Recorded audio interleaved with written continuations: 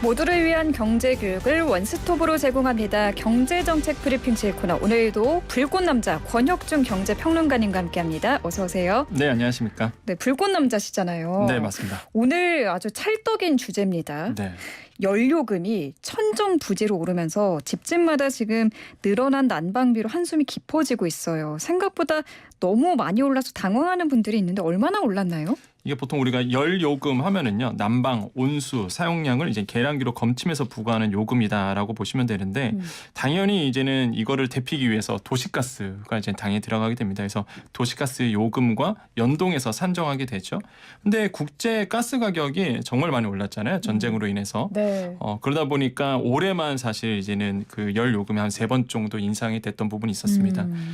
이미 아시겠지만 요즘에 그런 생각 많이 들지 않으세요? 이 경유값이 너무 많이 올랐다. 저 운전을 안 해가지고 그러시구나. 제가 체감을 잘 못하긴 하는데 많이 올랐다고 하죠. 그렇죠. 보통 휘발유 가격이 더 높았는데 네. 이 경유 가격이 지금 휘발유 가격이 더 높거든요. 아마 다 아실 거예요. 그 왜 그러냐면 전쟁 네. 때문에 그렇거든요. 왜냐하면 이제 가스 얘기가 나와서 그러는데 유럽에서 이제 천연가스를 러시아에서 수입하는데 러시아가 끊어버리거든요. 네. 그럼 당연히 대체제를 찾습니다. 그게 경유거든요. 그러다 보니까 경유값이 또 오르게 되고 그걸 본다 그러면 도시가스, 그러니까 천연가스가 어느 정도 올랐는지 이제 알 수 있을 거예요. 그래서 가스 가격이 상당히 많이 올랐습니다. 네. 그래서 주택용 열 요금도 이제 오를 수밖에 없는데 이게 보통 단위를 메가칼로리 단위를 쓰는데요. 올해 3월에 이제는 메가칼로리당 한 65원 정도라 봤다 그러면 지난달에 89원으로 올랐거든요. 정말 그러니까 많이 올랐네요. 그냥 이렇게 보시면 돼요. 그냥 8개월 만에 무려 37% 올랐다. 그러면 많이 오른 거죠, 사실. 네. 그리고 이게 겨울철도 다가왔잖아요. 그러다 보니까 체감하는 요금이 더 많이 오를 수밖에 없고 이게 많이 쓰시니까 또 네. 그러다 보니까 지금 부담스러운 상황으로 가고 있는데 안타까운 게 사실 에너지 가격이 이렇게 오르면 가장 피해를 받으시는 분들이 취약계층입니다. 사실 돈이 있는 분들이야 사실 뭐 어느 정도 써도 되지만은 네. 사실 없으신 분들 같은 경우에는 에너지 가격 오르면 가장 고통을 많이 받거든요. 네. 그래서 이게 좀 안타깝다는 말씀드립니다. 네, 취약계층 분들에게는 유독 추운 겨울이 될 것 같은데 이분들을 위한 그 에너지 바우처 제도는 저희가 잠시 후 뒤에서 이야기 나눠보겠습니다. 네. 정말 요즘은 월급 빼고 안 오른 게 없습니다. 네.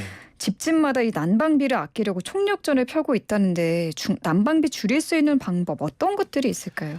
제가 그 누리꾼들 얘기를 들어보면은 기상천외한 방법으로 뭐 많이들 아끼시더라고요. 그러니까 예를 들어서 전기 매트 쓰시고 그다음에 온수 매트 쓰겠다. 아예 그냥 가스를 안 쓰시는 거예요. 이런 분도 계시고요. 네. 또한 뭐 옷을 껴입는 거죠. 아예 보일러를 굉장히 추울 텐데라는 생각이 드는데 일단 옷을 껴입는다는 분도 있고 뭐 뾱뽁이라고 보통 우리가 부르죠. 네.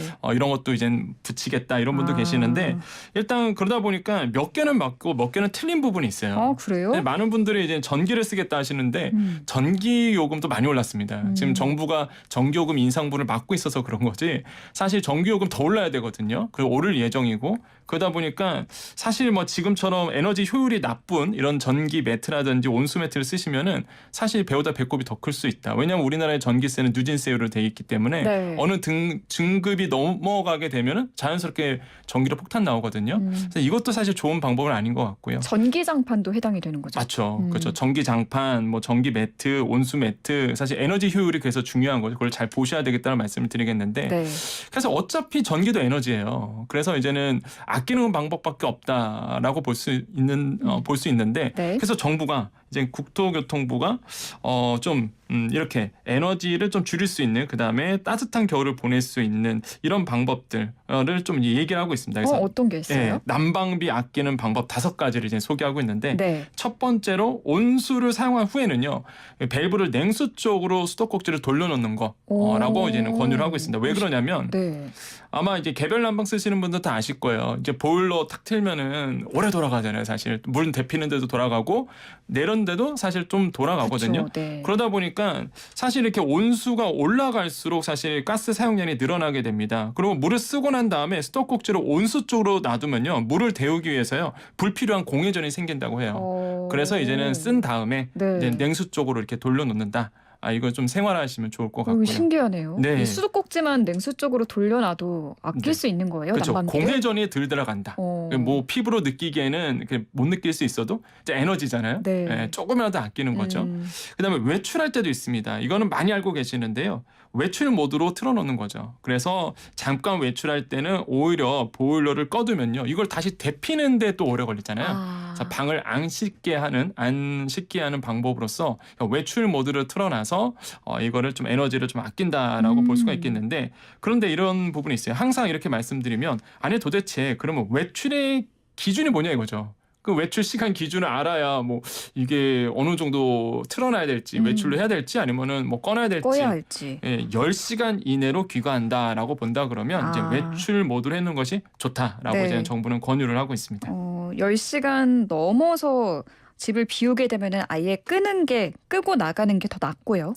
꼭 그렇지는 않은데 그래요? 일단 기준을 일단은 정부는 10시간을 정했고 네. 만약에 내가 장기 외출이다라고 하면 당연히 보일러를 끄셔야 되겠지만 네. 보통 이제 기준을 한 10시간으로 이제 잡고 있다. 그렇게 보시면 될 것 같습니다. 알겠습니다. 아예 끄는 것보다는 외출 모드로 틀고 나가시는 네. 게 에너지 효율에 더 좋다고 합니다. 또 한 가지가 있어요. 그리고 많은 분들이 또 모르시는 분들이 이제 가습기를 함께 사용하는 겁니다. 이게 왜 그러냐면 이제 보일러를 틀면 방 안이 되게 건조해지잖아요. 네. 그러다 보니까 이제 가습기를 함께 틀면 공기 순환이 원활해진다고 합니다. 그러다 보니까 실내 온도가 더 빠르게 이제 오른다. 과학적으로 증명이 됐거든요. 네. 그래서 이제는 보일러를 틀 때는 이렇게 가습기와 함께 트는 것도 에너지 효율을 아끼는 데 도움이 된다고 볼 수가 있고 또 실내 온도를 적정하게 이제 유지하는 것도 중요하겠죠. 그러니까 실내 온도를 1도만 낮춰도요. 최대 7%를 에너지를 절약할 수 있다고 해요. 그러다 네. 보니까 그러면 이제는 또 여기서 의문점이 생깁니다. 도대체 실내 온도를 적정한 온도를 유지하라는데 말이 다른 거예요. 몇 도가 실내 온도냐 이거죠. 예, 정부는 이제 18도에서 20도 설정을 이제 권장하고 있거든요. 그래서 18도에서 20도로 설정을 하고 그다음에 양말, 수면 바지 이런 것들을 이제 착용하면서 체온을 유지하라 이렇게 이제 권장을 하고 있습니다. 그래서 많은 분들이 사실 지금 에너지 가격이 너무 오르다 보니까 저도 마찬가지고요. 뭐 옷을 더 껴입다든지 아니면 양말 신는 거 되게 따뜻하잖아요. 맞아요. 그래서 이런 것도 생활하면 참 좋을 것 같다라고 말씀을 드립니다. 저도 집에 있을 때 양말 신는 거는 기본이고 그 아. 수면 잠옷이 맞아요. 거의 겨울 내내 제 몸과 한 몸이거든요. 그리고 또 이 난방이 과하면은 피부가 건조해져요. 맞네요. 그래서 피부도 지킬 수 있습니다. 이 난방을 켜는 대신 네. 수면 바지나 뭐 양말 등으로 체온을 유지하는 게 내 피부도 지킬 수 있는 방법이 될 것 같습니다. 어쩐지 피부가 너무 좋으시네요. 감사합니다. 그런 또 포인트가 있었군요. 네, 그렇습니다.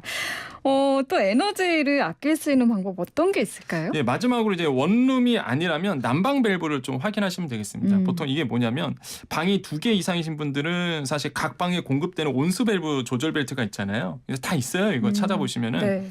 근데 이제 예를 들어서 잘 안 쓰는 방이 있습니다. 드레스룸 같은 경우 이제 한겨울에 잘 안 들어가시거나 잘 안 쓴다 그러면 이거를 이제는 그러니까 밸브를 아예 잠가 놓는 거죠. 그래서 이제는 에너지를 좀 아끼는 방법도 하고 있고요. 네. 사실 저도 이게 쓰고 있군요, 이렇게. 그러세요? 그래서 안 쓰는 방을 이렇게 잠가 놓는 거.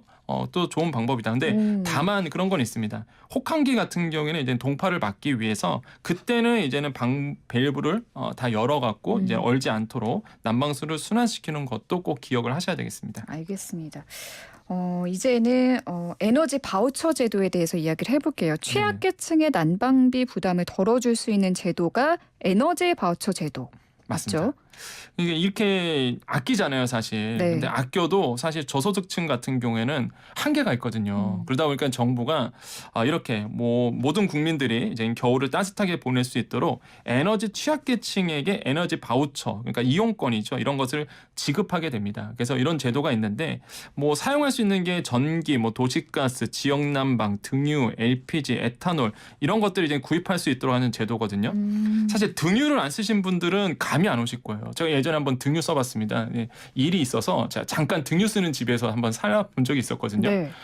근데 등유 가격이 이 장난 아니에요. 그리고 그래요? 엄청 빨리 답니다. 그러니까 이거는 해보신 분도 알아요. 그래서 사실 가스 쓰시는 분들은 굉장히 윤택한 생활을 하고 계시는 거다라고 볼 수가 있겠고 그러다 보니까 이런 취약계층들이 등유를 쓸 때에 굉장히 에너지 소비가 많이 되다 보니까 정부가 이걸 지원하고 있는데 네. 금액이 나쁘지가 않아요. 금액이 겨울철에요. 1인 세대는 11만 8천 원 정도 지원을 합니다. 3인 세대는 21만 원 정도 지원하고요. 4인 이상 세대는 27만 8천 원 정도 지원하거든요. 큰 금액인데요. 네, 나쁘지 않죠. 네. 그래서 이게 에너지 바우처 제도이다라고 말씀을 드립니다. 이게 또 가장 중요하죠. 신청 대상은요? 신청 대상은 굉장히 중요합니다. 이게 좀 까다로워요, 사실.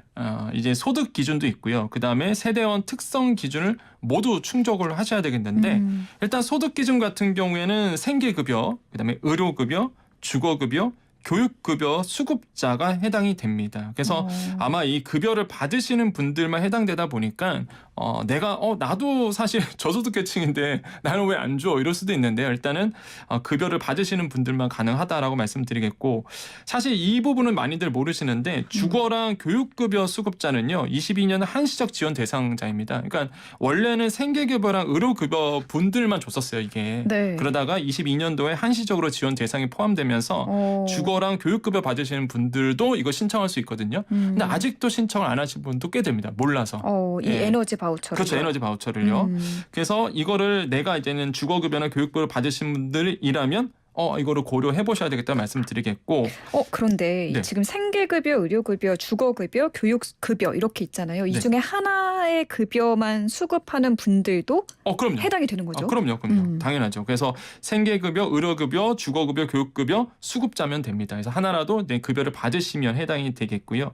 근데 이제는 이것만 있는 게 아니라 세대원 특성 기준도 있습니다. 그게 어떤 뭐냐면 주민등록표상에요. 수급자, 한마디로 본인이 수급자 또는 세대원이 어느 하나에 해당이 돼야 돼요. 그 어느 하나가 뭐냐면 노인이어야 되고요.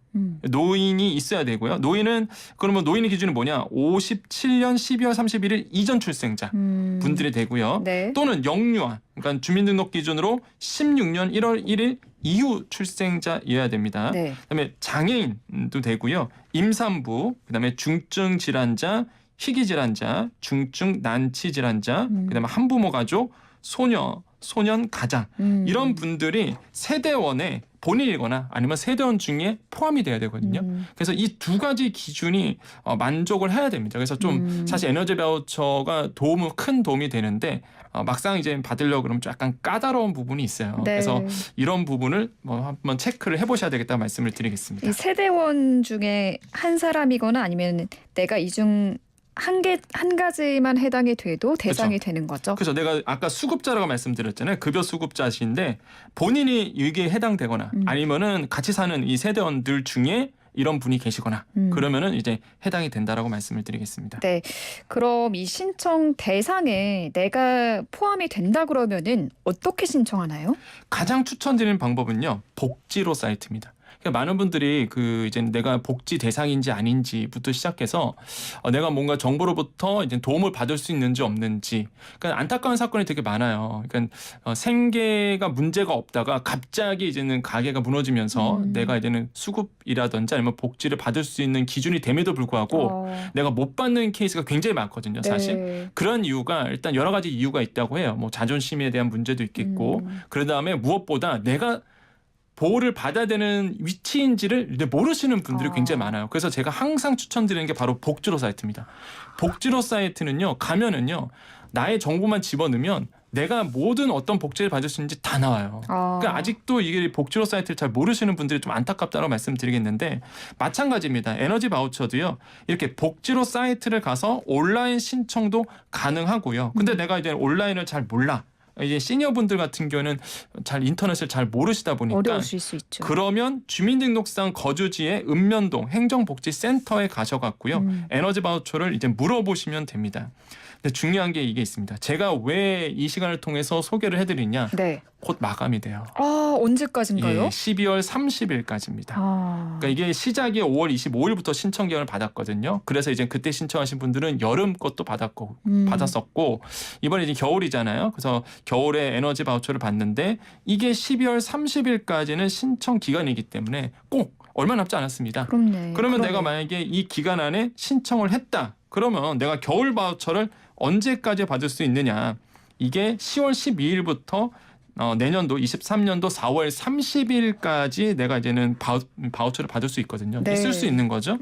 그래서 이때까지 쓸 수 있기 때문에 굉장히 좋다. 그래서 중요한 거는 12월 30일까지는 꼭 신청을 하셔야 되겠다라고 말씀을 드리겠고요. 다시 한번 강조드리지만 복지로 사이트 들어가셔서 확인해 보시는 거 다시 한번 강조드리겠고요.